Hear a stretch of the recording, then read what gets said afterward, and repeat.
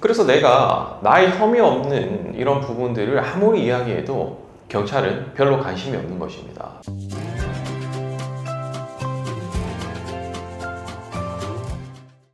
안녕하세요, 김민중 변호사입니다.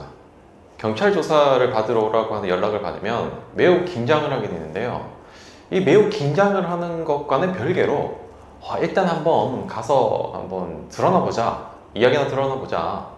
경찰과 말 잘하면 잘 해결될 거야, 별거 아닐 거야 라고 너무 안일하게 생각하시고 경찰 조사에 가시는 분들이 있어요. 이렇게 그냥 가셨다가 낭패를 보는 경우가 있습니다. 매우 조심하셔야 돼요. 이번 시간에는 경찰 조사 시 절대로 해서는 안 되는 행동 5가지에 대해서 정리를 해봤습니다. 매우 중요한 내용이니까 꼭 끝까지 시청을 해보세요.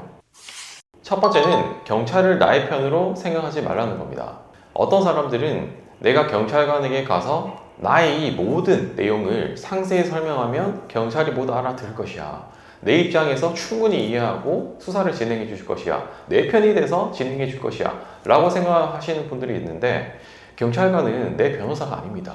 경찰관은 수사관이에요.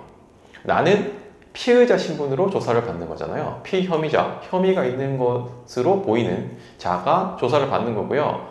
고소인은 억울한 사항에 처했다고 고소장을 제출한 사람이에요. 그럼 수사관은 혐의가 있는 피의자가 혐의가 있는지 없는지를 밝히기 위해 수사를 하는 사람이에요. 즉, 내 혐의가 있는지 없는지 조사를 통해서 밝히려고 하는 사람이에요. 아니, 혐의가 있어 보이는 날 대상으로 혐의가 있는지를 추궁하는 그런 사람인데 내 편이라고 생각하면 안 되는 거죠. 그래서 내가 나의 혐의 없는 이런 부분들을 아무리 이야기해도 경찰은 별로 관심이 없는 것입니다. 별로 신경 쓰지 않습니다. 왜냐하면 내가 혐의가 있는지 여부를 가리기 위해서 수사를 하기 때문이에요. 즉, 경찰은 고소인 편입니다. 이에 대해서는 제가 이전 영상에서 자세히 다뤄본 적이 있기 때문에 그 영상을 참고하시기 바랍니다. 그래서 어떤 분들은 경찰에게 나의 모든 것을 상세히 설명을 하면 이해해 줄 것이다. 경찰이 내 변호사처럼 수사를 해줄 것이다. 생각을 하면서 모든 것을 이렇게 털어놓는 분들이 계신데요. 경찰도 이러한 부분들을 잘 알고 있습니다. 그래서 경찰이 수사 시작하기 전 수사하다가 잠시 쉬러 가자, 담배 피러 가자, 잠시만 나가보세요 라고 하면서 개인적으로 이야기를 하는 것처럼 내 편을 들어주는 것처럼 이야기하면서 내가 술술 모든 것을 이야기하게 합니다. 그러놓고 내가 불리한 내용, 나한테 불리한 내용처럼 보일 수 있는 그런 것들을 생각을 했다가 나중에 수사할 때 물어보기도 하고, 내가 이미 경찰에게 불리한 내용을 이야기했기 때문에 이와 반대되는 내용으로 경찰에게 다시는 이야기를 할 수 없게 되어버리는 것입니다. 이런 것들을 이용해서 나한테 불리한 상황으로 흘러가는 경우가 있어요. 그리고 두 번째는 장황하게 설명하지 말라는 겁니다. 경찰들이 조사할 때 질문을 하게 되는데요. 그 질문에 대한 답만 하시면 돼요. 경찰들은 그렇게 생각을 하고 있습니다.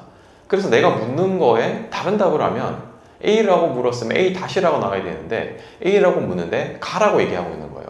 그러면 경찰관도 짜증이 나고 잘 듣지도 않고요. 계속 추궁하면서 분위기가 별로 안 좋게 되는 거예요.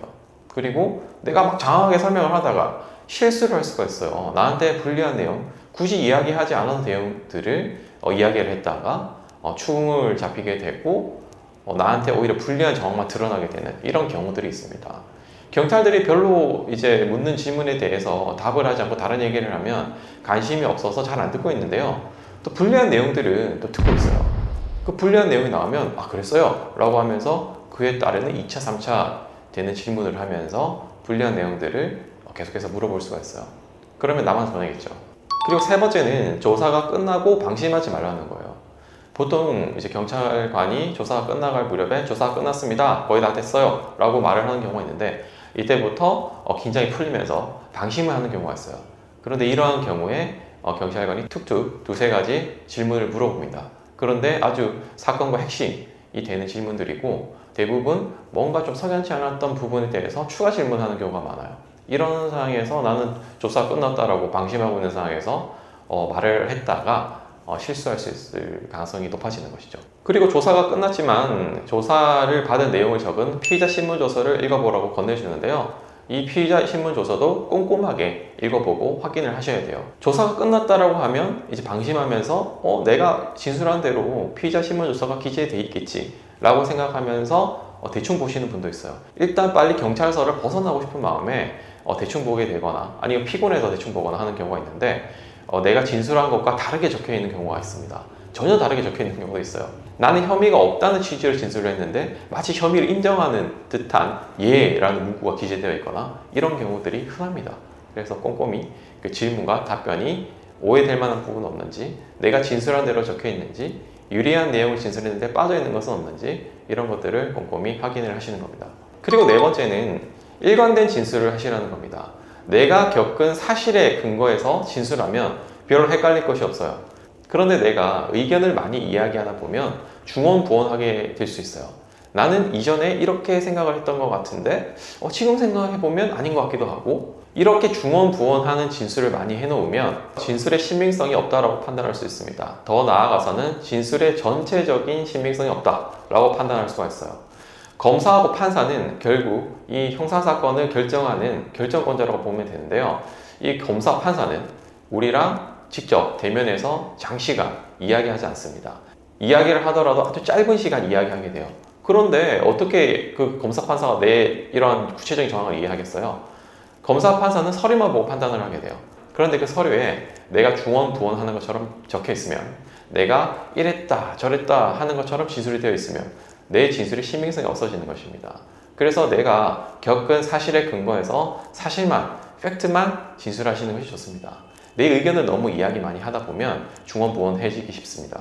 그리고 내 진술이 객관적인 증거가 배치되면 안 되겠죠. 증언의 진술과 다르거나 CCTV 진술과 다르거나 블랙박스 진술과 다르거나 문자, 카톡 내용과 전혀 다른 이야기를 하면 그거는 내 진술에 신빙성이 없음을 스스로 말을 하고 있는 것이죠. 이런 것들을 반드시 유의하셔야 됩니다.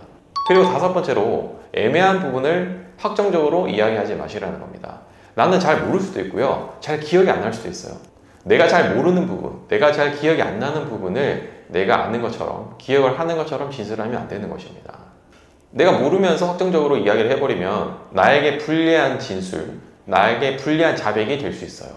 그리고 사건 당시에는 잘 몰랐거나 잘 관심도 없었거나 전혀 신경도 안 쓰던 부분이 있는데 나중에 경찰 조사 받으러 오라고 하다 보니 계속 곱씹어서 그 상황을 생각하다 보니 그때 그런 것 같은데?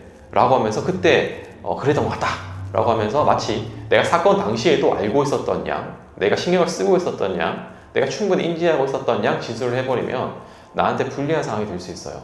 아니 난 사건 당시에 알지도 못했고 기억도 못하고 어떤 정황인지 신경도 안 썼는데 내가 마치 그걸 알고 했다라고 해버리면 고의가 인정되거나 내 실수가 과실이 인정되거나 이렇게 흘러가는 경우가 있어요.